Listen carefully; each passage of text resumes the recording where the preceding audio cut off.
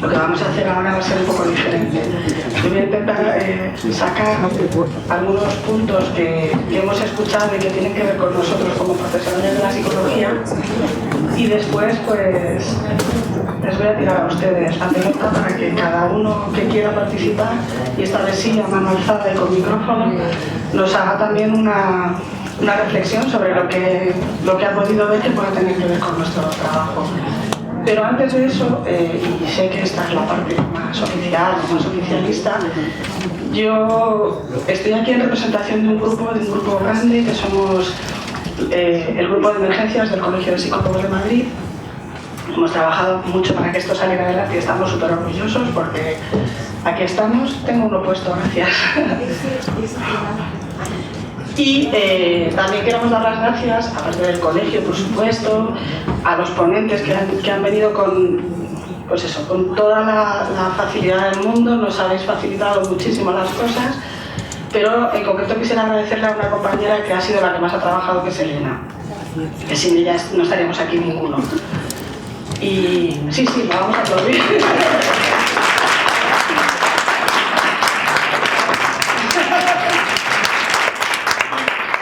Y hecha de la parte más oficialista, hay una cosa que me ha parecido súper importante de lo que nos habéis contado hoy, y es que nos habéis ayudado a romper un montón de mitos sobre las diferentes religiones, incluso sobre la que se supone que yo tenía, que es la católica, esa que me viene de cuna. Bueno, pues ha habido muchas cosas que no me han sorprendido, pero como que me han recolocado. Y creo que esto es importantísimo para nuestra profesión, y hablo de la psicología, porque lo importante es ir a las fuentes. Pretendemos que sea una profesión científica y muchas veces hacemos caso de mitos y de dimes y diretes, y no puede ser. Hoy nos habéis ayudado pues a ir a las fuentes y a entender perfectamente, y los que no lo hemos entendido lo hemos preguntado, esas diferencias y esas cositas especiales de cada una de vuestras formas de ver el mundo. Pero ahora me gustaría sacar los puntos en común, que supongo que más de uno se ha dado cuenta de que había muchas cosas en común, más que diferencias, ¿no? En todas las formas de ver el mundo, desde las diferentes creencias. La que más me ha gustado, y porque además tiene un apoyo científico impresionante, es que casi todos han hablado de la esperanza. El hecho de tener una creencia, el hecho de, ya sea religiosa o simplemente una espiritualidad, es un factor favorecedor de una buena resolución del duelo. Y esto nos lo han dicho todos. Entonces, creo que es algo que tenemos que tener siempre ahí presente para poder apoyarnos en aquellas personas que entienden de las creencias del doliente, ¿no? Eso por un lado. Había diferentes rituales en la hora de despedir al ser querido, unos más rígidos, otros más flexibles, pero todos como que daban un contenedor a ese proceso de inicio de duelo del doliente. Y esto para nosotros es importante. También se ha mencionado reiteradamente la paciencia, unas veces con más humor, otras con menos, ¿no? Pero creo que es algo importante esa paciencia de los profesionales con los dolientes, con otros profesionales, pero también esto que comentaban de ayudar al propio doliente a tener paciencia en su proceso, en esos pasos que van a ir dando durante los próximos meses y años, ¿no? En esa paciencia, la creencia religiosa ayuda mucho, porque nos da una cosa que también se ha comentado, esa necesidad de certidumbre, ¿no? Si yo sé lo que me espera, me es más fácil afrontarlo que si no sé lo que viene después. Y en esto nos ayudan las creencias, en tener un horizonte hacia el que mirar y saber por dónde me puedo mover. Otra cosa que han comentado todos, de una u otra manera, es el tema de la escucha.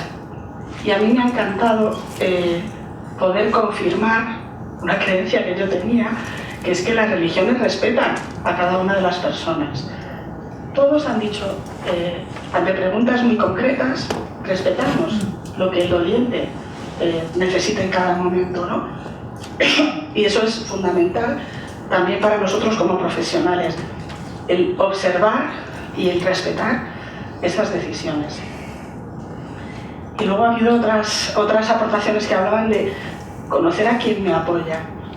Yo ahora voy a hacer yo soy muy irreverente en mis ideas y en mis presentaciones y ahora voy a tocar un poquito las narices a los compañeros psicólogos y psicólogas que estáis en la sala, porque ahora llegamos a una situación de emergencia y decimos que se quite todo el mundo, que viene el psicólogo. Vamos así por la vida, somos los guays, los que sabemos, los que controlamos lo que le pasa, sabemos por qué este señor llora y por qué este señor se ha quedado en shock. Y apartamos a todos los que están ahí porque nosotros sabemos. Y claro, no es verdad. ¿Qué importancia tiene, qué grandísima importancia tiene que cuando yo estoy en duelo, la persona que esté a mi lado sea alguien que para mí es representativa? Ya sea un familiar o ya sea alguien que representa mi credo, mi creencia, ¿no? Esto muchas veces se nos olvida como profesionales. Y también es importante conocer las necesidades de quien estoy apoyando. Y para eso hemos hecho esta jornada, ¿no? Para conocer también las necesidades de la diversidad, ¿no? Desde la diversidad. Hay una expresión que todos utilizamos, pero yo creo que solo en casa muchas veces, que es el sentido común. La intervención desde cualquiera de los ámbitos es siempre respetando el sentido común. Que bueno, sabéis la frase, ¿no? El menos común de los sentidos, pues eso. Creo que nos han podido dar un baño de humildad porque hemos descubierto la sabiduría que tienen las religiones, las creencias, los credos, algunas de miles y miles de años, ¿no? de antigüedad. Es que la gente se lleva muriendo mucho tiempo, no sé si lo sabéis. Y resulta que los psicólogos llevamos muy poquito aquí. Entonces, ¿qué pasaba antes de que llegáramos nosotros? ¿Todo el mundo tenía duelos patológicos? No me lo creo. Algo sabrán estas personas, porque llevan muchos años y mucha experiencia trabajando con personas que están en proceso de duelo. Y esto a mí me ha ayudado mucho. Yo tenía todas esas ideas ahí un poco alborotadas, pero creo que son muy importantes. Dándole vueltas a esto, eso de no somos los guays, no somos los que no sabemos de este tema y no podemos ir intentando decirle a cada uno lo que le pasa, nos hemos ido apuntando, ¿no? El grupo de emergencia, no sé si nos habéis visto, que nos hemos reunido aquí todos ahí a cotillear. Bueno, pues hemos tomado nota de cosas que son importantes para seguir trabajando con vosotros, con los ponentes que habéis venido ahora y con todo aquel que se apunte. Como por ejemplo trabajar algo que os ha inquietado mucho, que es el suicidio según las diferentes religiones. Nos lo ponemos, quizá para las próximas jornadas sea suicidio en duelo multicultural o algo así.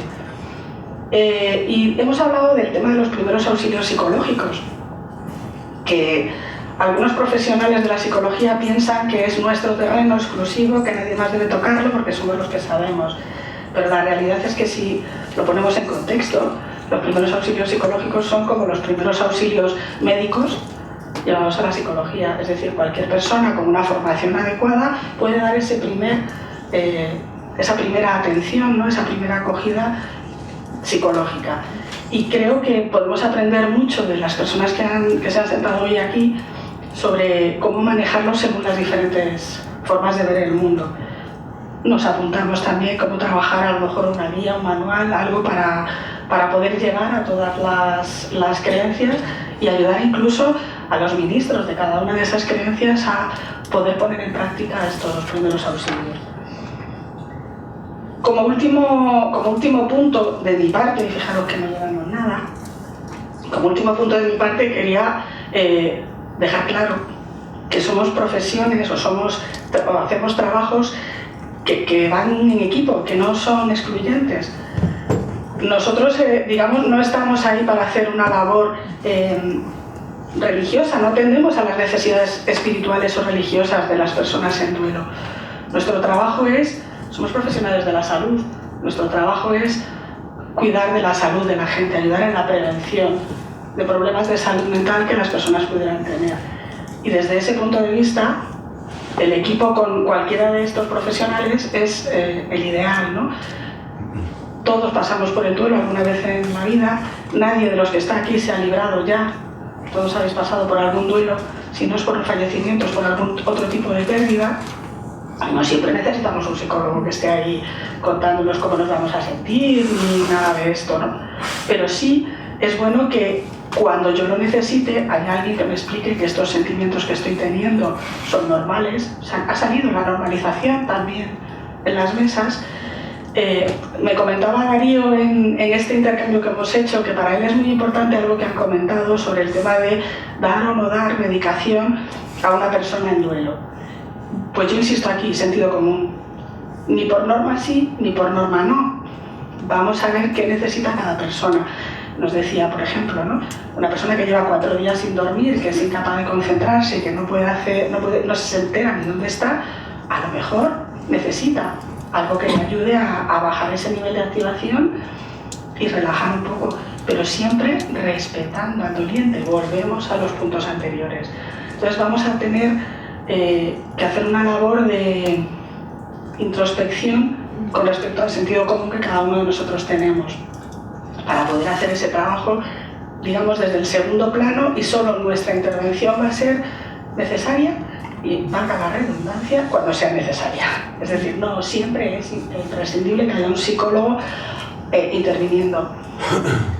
Sí que es importante saber que, no sé si por suerte o por desgracia, todos sabéis que ahora mismo las creencias religiosas están un poco en crisis, ¿no? No todas las personas que viven una situación de duelo tienen una creencia a la que agarrarse. Quizá con esas personas nuestro papel sí sea más importante, porque como no tienen esa esperanza de la que hablábamos, como no tienen un camino que les oriente en cuál es el proceso, les puede ser más difícil entender lo que les está ocurriendo, y ahí sí podemos ayudar nosotros. Y bueno, aquí acabo y aquí empezáis. Me gustaría que por favor a mano alzada me contaréis cuántos de vosotros sois psicólogos o proyecto de psicólogo o algo relacionado con eso. ¡Qué poquitos, qué bien! Bueno, pues os pongo sobre vuestro lado la posibilidad de que hagáis una reflexión, alguna pregunta, pero yo casi prefiero que sea una reflexión personal sobre nuestra labor como profesionales de la psicología de la salud en la intervención con personas en duelo o en proceso de fallecimiento, ¿no? Una enfermedad terminal o algo similar. Para vosotros todo. El que quiera que levante la mano, ella os va a pasar el micrófono y cuando queráis. Pero es que esto, ¿qué es lo que es? Estamos reflexionando. Ah, vale, venga, va. Por aquí, por el fondo.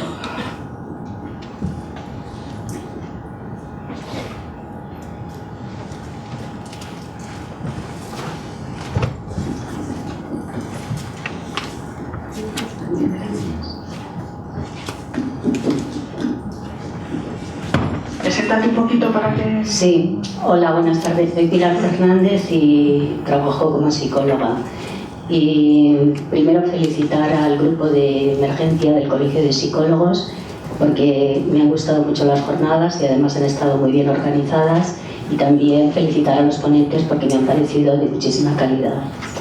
Y bueno, lo único que quiero expresar es que la manifestación de emociones en un contexto equilibrado. Creo que eso es fundamental y se relaciona con lo que has planteado de no necesariamente un psicólogo tiene que estar al principio en todo momento. Entonces, bueno, lo dejo ahí para que sigamos reflexionando. Pero me ha parecido eso interesante, y también la emoción positiva y la emoción negativa, y cómo el mejor funciona, o sea que una persona que sea creyente no siempre tiene la garantía de que el duelo lo vaya a resolver mejor que otras personas. La garantía no, pero el pronóstico sí es mejor. Vale. O sea, lo que dicen los estudios es esto: hay mayor probabilidad de que el duelo sea bien elaborado cuando hay una espiritualidad y una creencia en algo más allá de lo que es simplemente morirse. Ya. Lo digo yo. No, sí, yo estoy de acuerdo, pero tener una creencia, son muchas religiones, o sea, además de las planteadas, porque los mismos ponentes también lo han hablado de diferentes escuelas. De cualquier forma, os agradezco mucho esta jornada, porque ha sido muy enriquecedora. Gracias.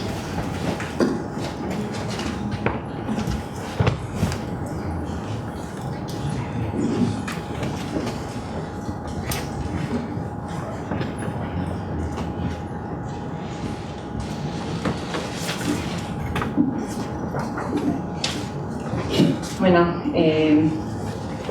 yo. Por mi experiencia, que yo trabajo en una consulta privada y he trabajado mucho con gente en duelo. Bueno, también agradeceros la jornada, por supuesto, y a todos los que habéis participado. Me parece muy importante vuestra aportación porque me parece que los ritos son absolutamente necesarios para empezar un proceso de duelo bien, ¿no?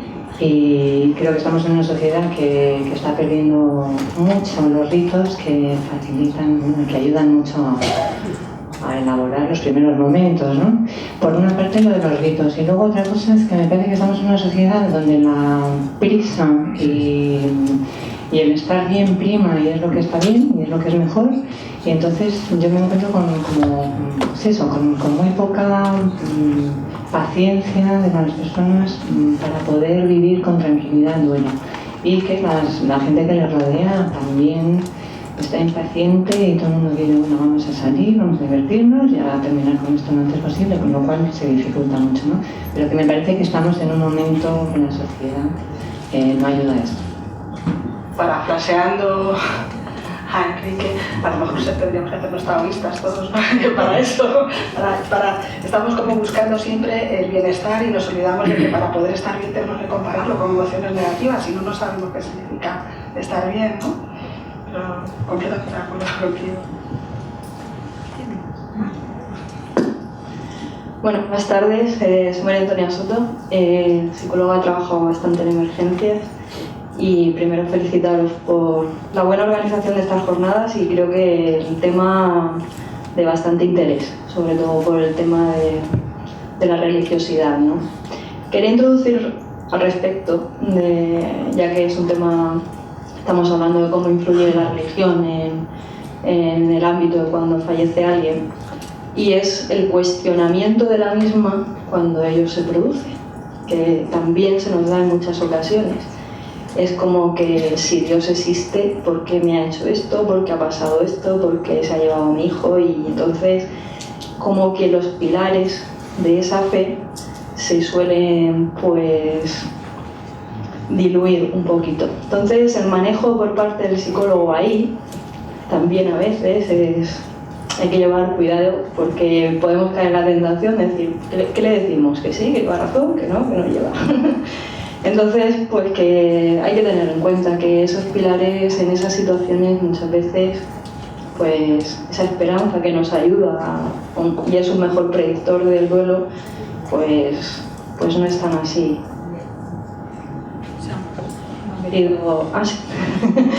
Y creo que es importante que sepamos cómo manejar esa situación, porque en un primer momento sí que se da, pero cuando pasa el tiempo la persona puede volver otra vez a sus creencias, y es bueno que sepamos cómo manejar ello. Entonces, bueno, pues simplemente lanzar esa reflexión para con vosotros. Gracias.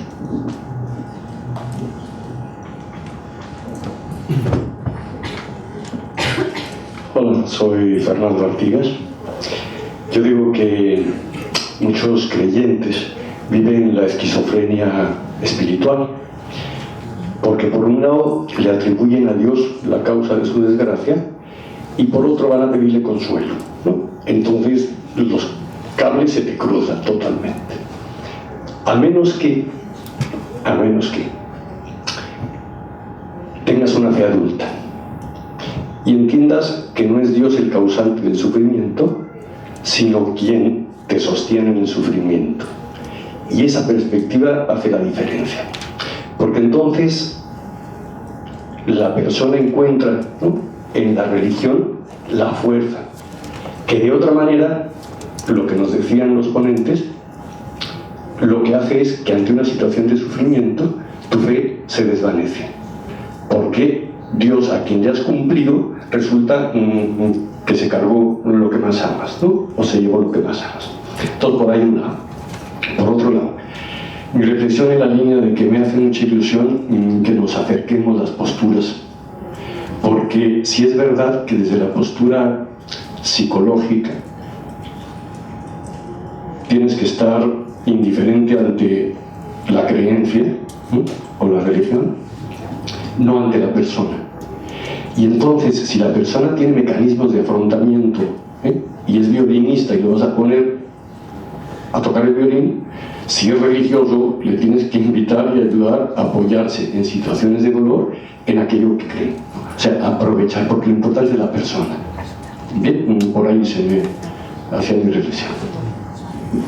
Bueno, a ver, te iba a contestar yo un poco también sobre ese tema, pero creo que ahora mismo tanto tu reflexión como la que ha hecho antes Marian, a lo mejor cualquiera de vosotros que habéis expuesto, algunos estáis por ahí atrás, igual podéis también dar una visión, ¿no?, de cómo lo veis desde vuestro punto de vista, porque ambas, bueno, lo que ha comentado Marian se ha comentado también un poco a la mañana, ¿no?, justo esa crisis de fe, pero bueno, quizás tengáis algo que decir, estáis totalmente invitados, ¿vale?, a que en cualquier momento. Además, me vais a perdonar, pero tienen preferencia. Cuando ellos levanten la mano, les vamos a escuchar. ¿Hay alguien más que nos quiera...? Sí. Vale. Soy Carmen Sastre, psicóloga, y llevo bastante tiempo acompañando a morir a enfermos terminales, en general, ¿no?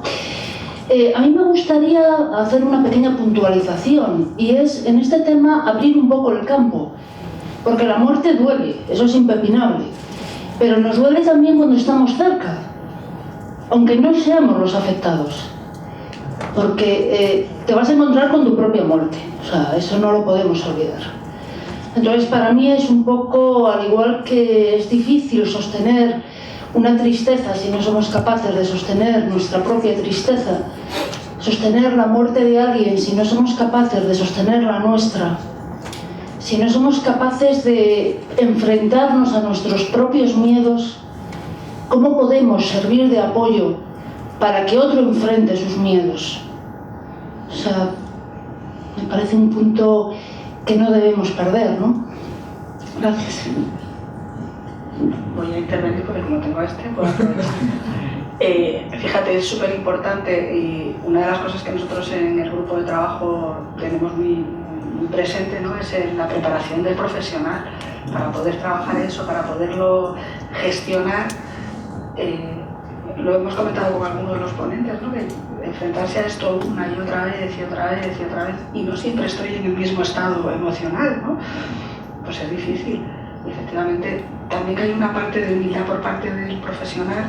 Ahora no puedo, hoy no voy, que vaya otro compañero, porque no puedo afrontar esto, estoy en una situación complicada que puede tener que ver con un duelo personal o no. Entonces sí, creo que es súper importante esto que has comentado, porque somos personas también. Yo ya he empezado diciendo aquello de que no somos los superguays, y bueno, un poco esto también iba ahí, ¿no? No somos superhombres ni supermujeres, somos personas con nuestros propios duelos.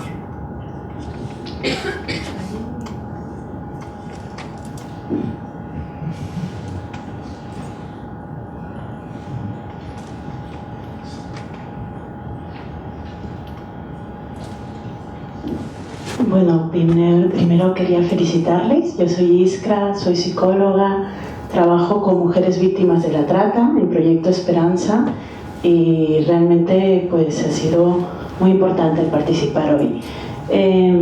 A mí me parece fundamental el que estemos aquí psicólogas y psicólogos y podamos tener esa visión de lo transcultural, ¿no? Porque realmente, en mi experiencia, nosotros atendemos a mujeres de muchas nacionalidades, chinas, de Nigeria, latinoamericanas, en fin, ¿no? Y hoy creo que también nos ha quedado claro, y esa es la reflexión que hago junto con que hay que estar preparadas para ver, en este caso estamos hablando de la muerte, pero también ver situaciones de violencia tan extremas como las que vemos nosotras a diario en mi centro, ¿no? Y es como la religión que nos han estado, las diferentes religiones que nos han estado presentando hoy también, desde los países de origen, se viven de una manera distinta. Y por más que yo soy católica, cultura y conozco además, y además yo soy inmigrante también, ¿no?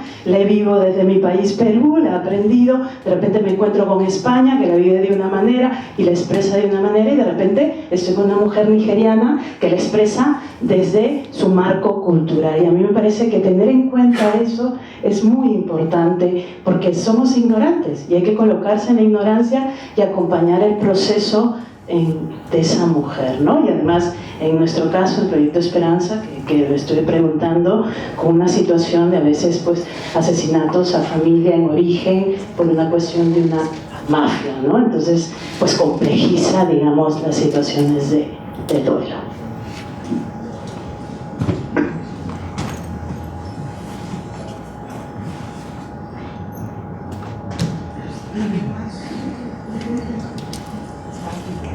No, estaba intentando, porque como hay muchos como un grupo, me mandan sugerencias, yo les cuento, o sea, no estoy sola, estoy acompañada por todo mi equipo aquí arriba. Esto que has dicho del acompañamiento y el respeto que ya ha salido durante todo el proceso es súper importante. Fijaros, voy a hacer una confesión personal, esto me voy a desnudar aquí. Yo cuando tenía 21 años perdí a mi padre, y la diferencia países, está entre personas. Cuando estábamos enterrando a mi padre, mi abuela se quería tirar en la tumba con él, se quería romper las vestiduras. Ella es de una aldea de Galicia muy profunda y yo me empillé un cabreo. O sea, me puse a regañar a mi abuela, todavía no sabía de estas cosas.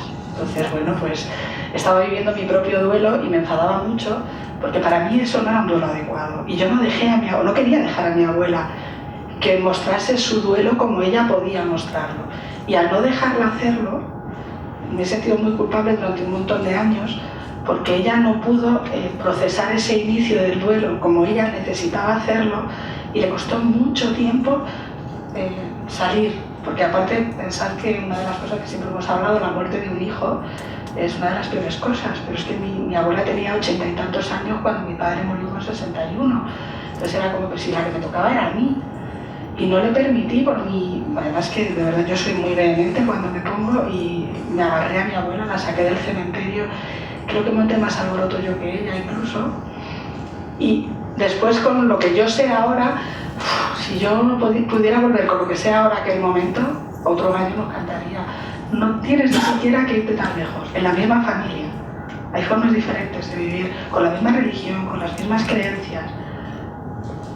O sea que el proceso de asumir el fallecimiento de un ser querido es algo absolutamente personal e intransferible. No podemos poner reglas, y nosotros somos muy de poner reglas. Entonces, bueno, yo lo he aprendido a golpes, pero espero que vosotros también lo podáis aprender vicariamente, ¿no? Con este ejemplo tan personal que yo he puesto.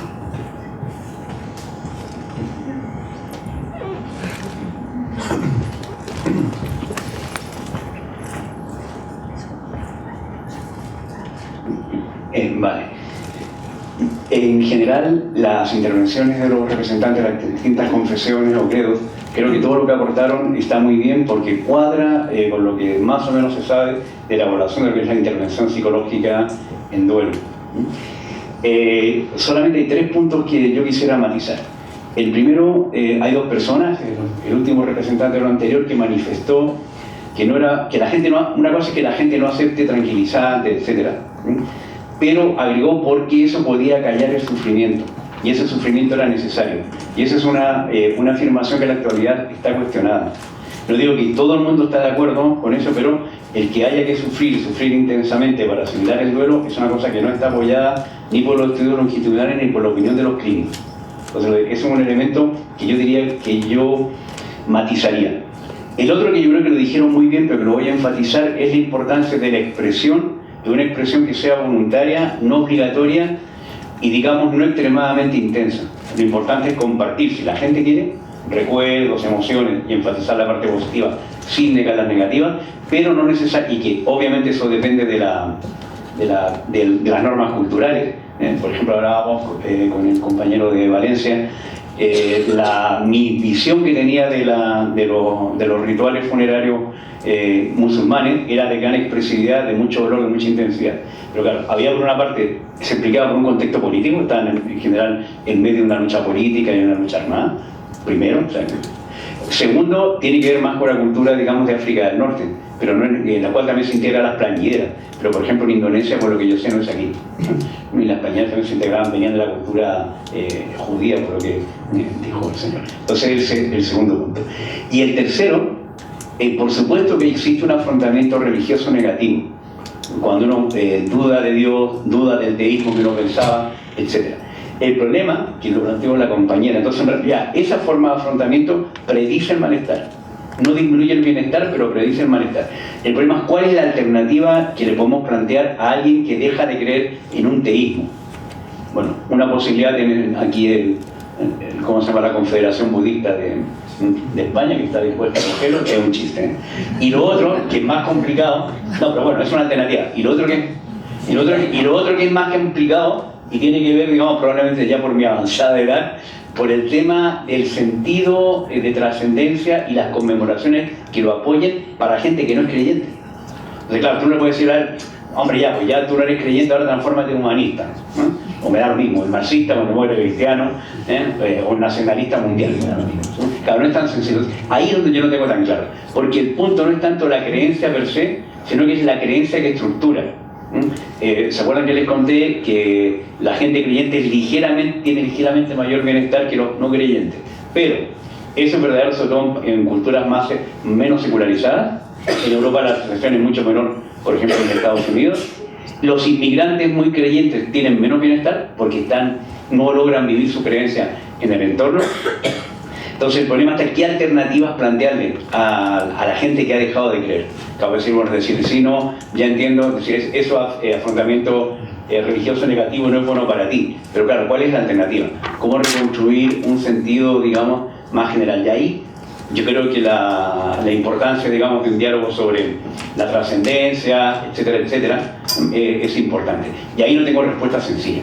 Porque le decir al tipo, le hace a Víctor Frank, mire la Tierra desde una distancia mayor. Pero ahí sí yo creo que habría que buscar. Y hay un colega que es Joe de Rivera, que está intentando plantear temas de trascendencia y de celebrar, digamos,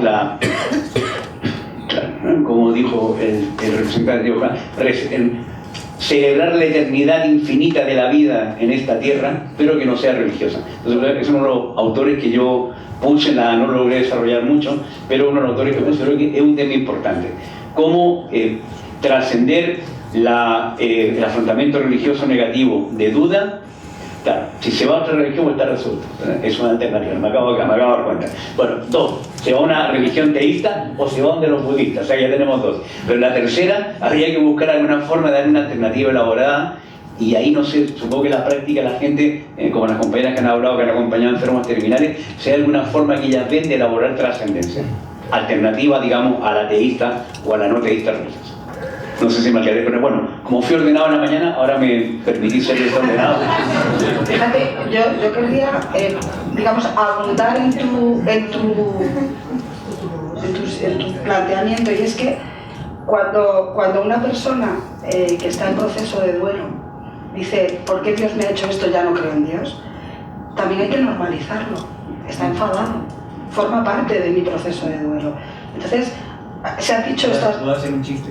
Sí, claro. Le puedes decir, eres una minoría, pero una minoría importante. La mayoría sigue reaccionando a la expresión. Bueno, porque entendemos a ti que eres una minoría importante. Que también hay que utilizar las minorías con las estadísticas, ¿no? Pero por otra parte, algo que se ha comentado a lo largo del día también es, quizá no es el momento de tomar decisiones importantes. Entonces, es normal que ahora mismo estés enfadado con tu creencia, pero piensa que es algo que te ha mantenido durante mucho tiempo. Igual no es el momento ahora de tomar una decisión tan trascendental, sino de enfrentar lo que te está ocurriendo pasito a pasito, y ya tendrás tu momento para decidir, porque nadie te lo va a impedir, es tu decisión. Pero vamos a centrarnos un poco en lo que está ocurriendo en el aquí y ahora, y no en decisiones tan grandes que van a cambiar mi vida, porque tú lo has dicho, ¿no? Estamos hablando de que esto me estructura como persona. De hecho, todos los ponentes lo han contado, que no, es más allá de una creencia, es una estructura de vida. Si yo dejo de creer, mi estructura de vida se me queda los pies colgando. Quizás no es el momento en el proceso inicial del duelo de tomar una decisión tan grande, pero lo vamos a respetar. No sé si alguien tiene una visión diferente, pero yo creo que esto puede ser una buena forma de ayudar a la persona a no quedarse enganchado a ese enfado. Por aquí alguien había levantado la mano. No, yo solo iba a comentar, digo, en ese sentido, por una parte, mi experiencia de los años que he trabajado en el hospital he acompañado en muchas ocasiones en pediatría. Se va. En pediatría, y una de las experiencias duras es con los profesores. Se debe estar acabando la pila. Sí. Decía que esto es a dúo. Decía que una de las experiencias más difíciles también es los profesionales, enfermeras y médicos, cuando estaban acompañando a padres con hijos pequeños, en el momento en que se moría el niño. Yo he visto enfermeras salir de la planta corriendo y llorando. He visto compañeras cambiar de sección, irse a cirugía.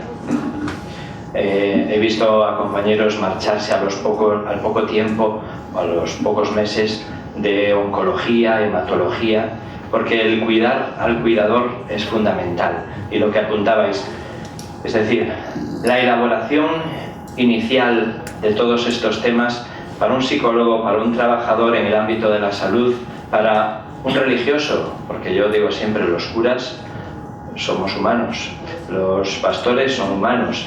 También nosotros tenemos que hacer esa elaboración, porque si no, o te conviertes en frío o te largas, ¿no? Y el segundo... Sí. Vale. Y el segundo aspecto... Ya no me acuerdo. La duda religiosa, digo. La duda religiosa... El funcionamiento de la creencia. No, ya sé. El segundo aspecto que iba a comentar cuando hablabais de cómo acompañar en la dimensión espiritual. Ya veo yo. En la dimensión espiritual que no esté concretada en un credo religioso. Quería aportar solo una cosa. La SECPAL, la Sociedad Española de Cuidados Paliativos, tiene un grupo de reflexión sobre espiritualidad. Tiene un grupo de reflexión sobre cuidados paliativos y espiritualidad. Debe ser que tengo que estar de pie, ¿no? Sí. Sí.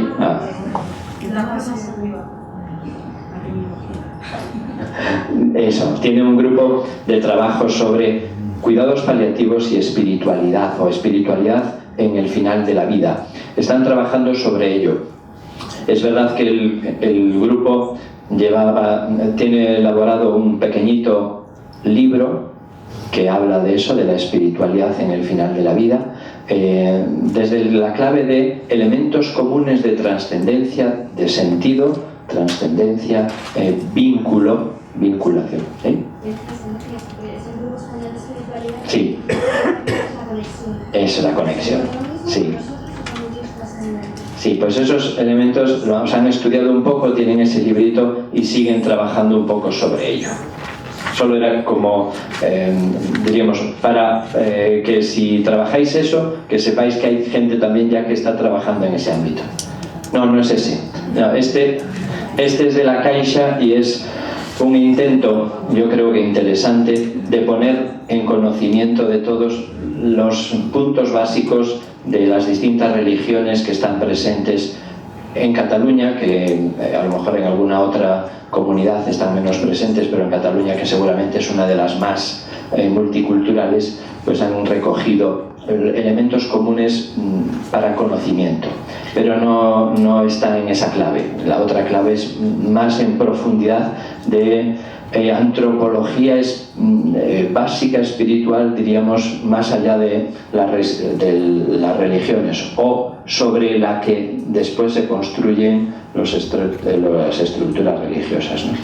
Aprovecho para deciros que ese que tiene en la mano, pues lo vamos a hacer llegar con el material, el enlace al PDF, ¿vale? O sea, tranquilos. No está de otra persona antes, pero vale, no pasa nada.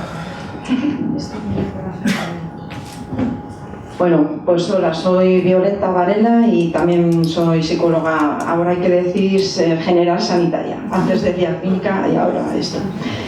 Y viene un poco a colación de lo que han dicho, y para yo trabajar en la clínica sobre la espiritualidad al final de la vida, o digamos que de la mitad de la vida hacia adelante, o para trabajar este aspecto que decía que era la trascendencia no religiosa, pues he recurrido a la psicología analítica junguiana. Sí, porque nos trae los arquetipos, nos trae la conexión con este inconsciente colectivo, nos trae al final el origen de por qué los humanos buscamos la religión. Erigimos dioses que han evolucionado con nosotros desde la edad primitiva, pasando por el neolítico hasta toda la civilización que ha venido con lo que llamamos la historia. Y yo recurro a ese recurso porque sí lo contempla. Tiene sus peculiaridades, porque es un tipo de psicología basada en la experiencia personal de contacto con el inconsciente que tuvo Jung, y de ahí desarrolló un cuerpo teórico, pero ese contacto personal vendría un poco a ser el misticismo llevado a la psicología un poco más científica, digamos, ¿no? Porque trabajo como psiquiatra en su Suiza natal, etc. Pero vendría a ser un poco ese misticismo traído a Occidente, ¿no? Vivenciado de una manera y convertido en un cuerpo teórico que nos ayuda a hacer invito a todos a que vean esa perspectiva de la muerte, lo simbólico, los ritos, todo viene un poco ahí, y tiene así varios libros que ayudan un poco a entender esta mitología como algo arcaico dentro del ser humano, y que sigue estando presente, y sobre todo que se muestra no solo como algo heredado, decías, ni religión heredada. Todos tenemos esa religión donde hemos nacido, pero también tenemos una religión madura, que alguno de los ponentes ha dicho, el bautismo es elegido, es voluntario. ¿Por qué? Porque luego entendemos esa religiosidad, esa trascendencia, según nuestra vivencia personal, según nuestras experiencias, se va madurando, ¿no? Y bueno, pues este enfoque de psicología a mí me ha ayudado para ponerlo ahí, ¿no? A pie de psicología, ¿no? Lo religioso ya llevado al terreno de la psicología. Pues gracias.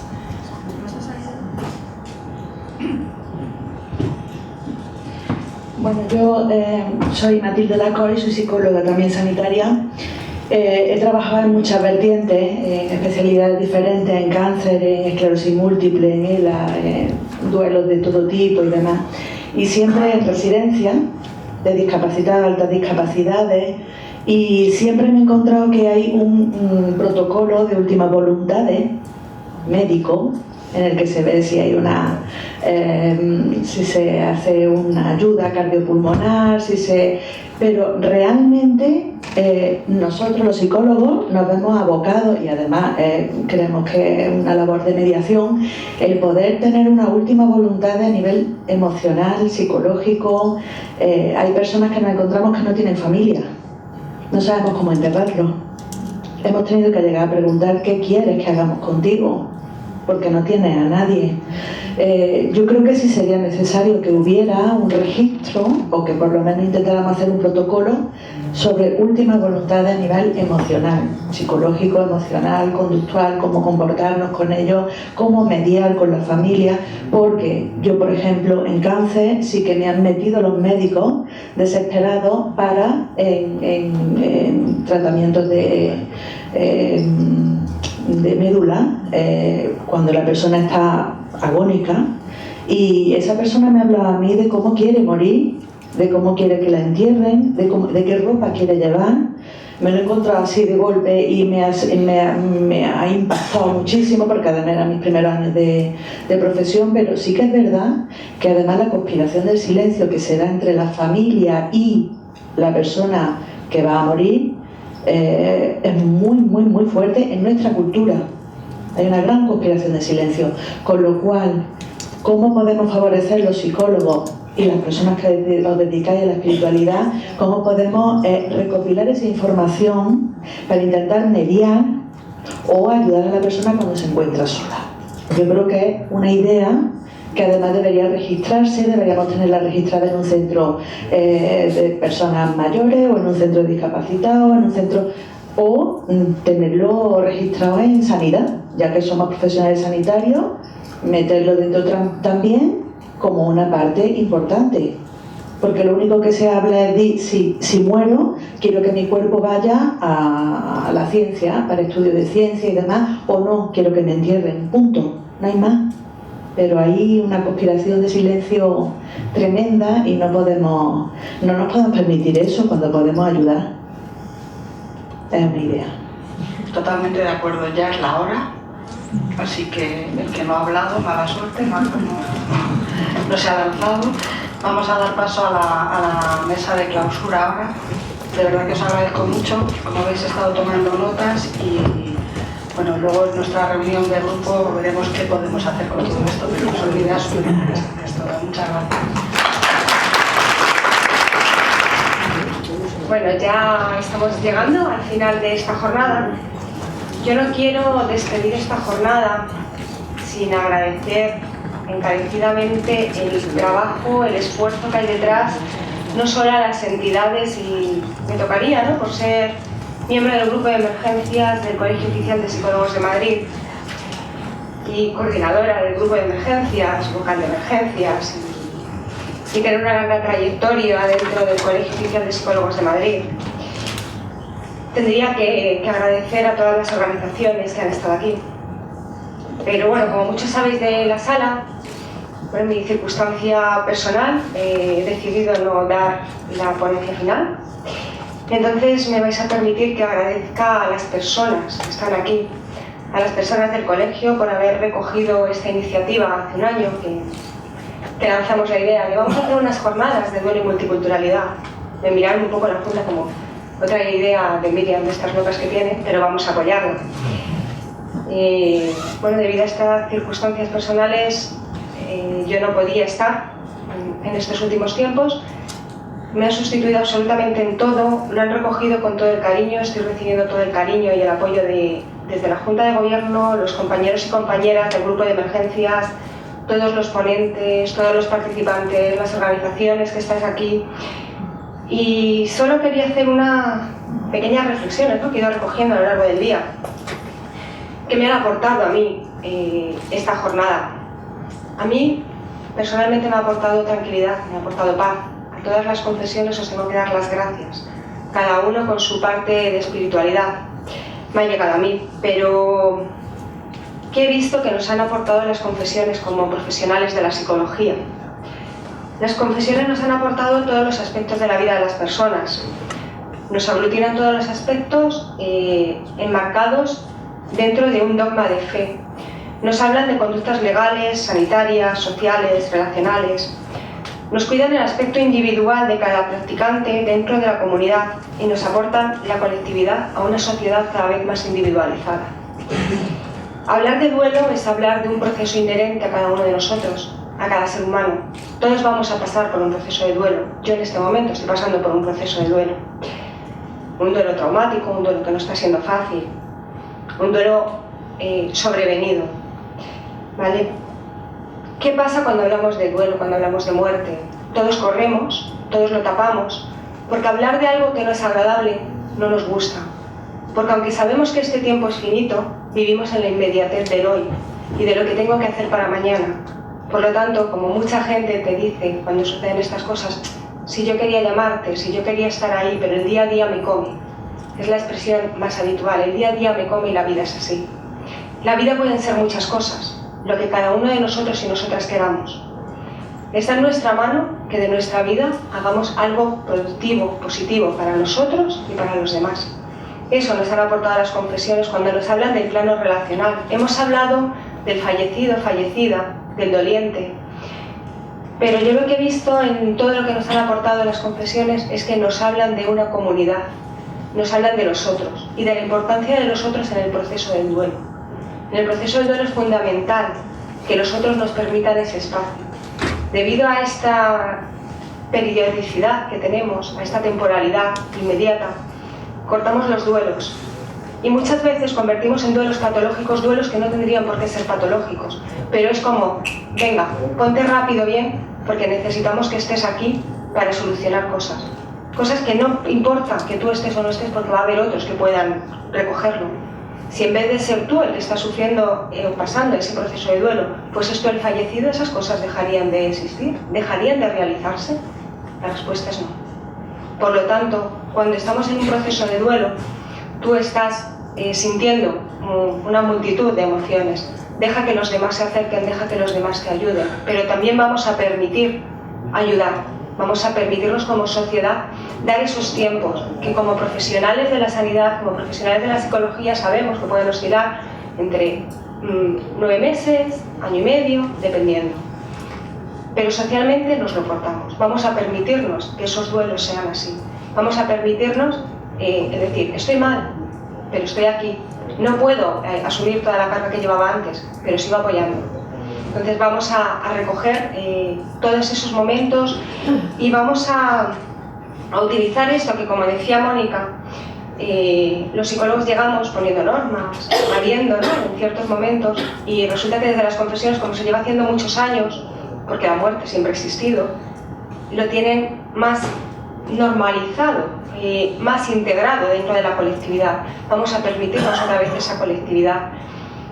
Escucho continuamente, tengo que cambiar de vida, vamos corriendo, esto no puede ser, pero nos quedamos en ese discurso, me permitís la expresión, discurso de bar, ese discurso de cañas que dices con tus amigos, pero en cuanto sales de ahí, vuelves a ese círculo vicioso en el que el día a día te come. Bueno, pues yo desde aquí también os lanzo que como profesionales, como personas, como ciudadanos y ciudadanas, os permitáis vivir el duelo en toda la globalidad, tanto como dolientes, como ciudadanos.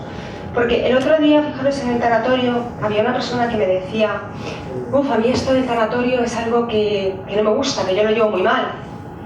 Y yo os voy a hablar de mí. Y yo dije, pues yo es algo que llevo muy bien.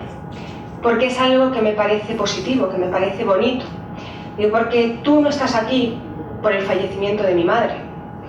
Tú estás aquí porque en el tanatorio, en este momento del velatorio, todos sabemos que estamos a 6 grados unos de otro. Tú estás aquí por mí. En este pequeño espacio estamos viendo esos 6 grados reflejados. Tú no estás aquí porque conocieses a mi madre. Tú estás aquí porque algo que mi madre hizo, que en este caso fue darme la vida, y por la trayectoria que yo he tenido, algo de la vida de mi madre te ha llegado a ti y decides acompañarme en este momento.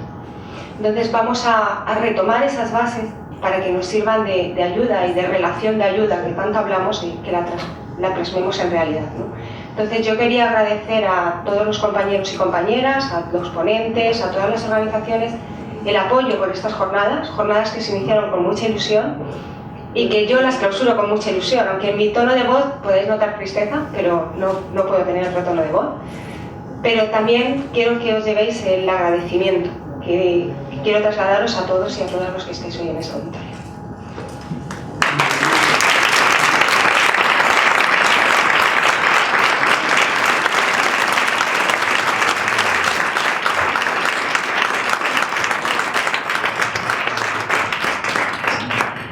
Bueno, pocas palabras más puedo yo añadir a lo que ya habéis estado hablando durante todas estas jornadas y a lo que ahora mismo Miriam me ha acompañado para esta clausura. Yo creía que para todos nosotros y para ella en particular era también importante el poder dirigirse a todos vosotros, puesto que ella con todo el grupo de emergencias han estado poniendo toda su visión, todo su empeño en estas jornadas perdonar, en estas jornadas que para nosotros son unas primeras jornadas. Nos parecía muy interesante el tema que se ha planteado, que se planteaba, pero también nos parecía muy arriesgado que pudiera salir bien, y desde luego gracias a todo el grupo han trabajado, y muy particularmente a Miriam, han trabajado mucho, y por lo que yo no he podido asistir, pero por lo que me han comentado algunos compañeros, desde luego han cumplido bastante los objetivos que se tenían planteados, que era acercarnos los profesionales al conocimiento de cuáles eran las propuestas de cada una de las comunidades religiosas y de las comunidades en torno al tema del duelo y la multiculturalidad,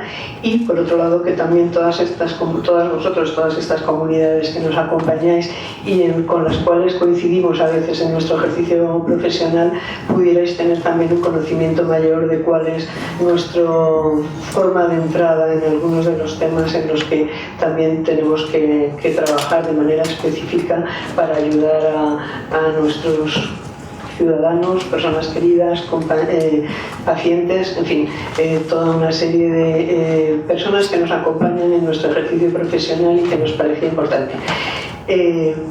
Quiero simplemente entonces daros las gracias a todos los asistentes. Creo que ha sido una participación muy entusiasta y muy interesante. Dar las gracias desde luego a todos los ponentes, por lo que me han comentado el nivel de las ponencias ha sido impresionantemente bueno, como era de esperar por las personas que sois. Agradecer al Inserso y a todas las entidades colaboradoras el apoyo que también nos han dado, tanto broker como preventiva, y bueno, simplemente pues volver a agradecer como miembro de la Junta de Gobierno a Miriam el entusiasmo que tiene en su vida profesional normalmente, el entusiasmo en la defensa de la profesión y lo que vale como persona. Vale, muchas gracias.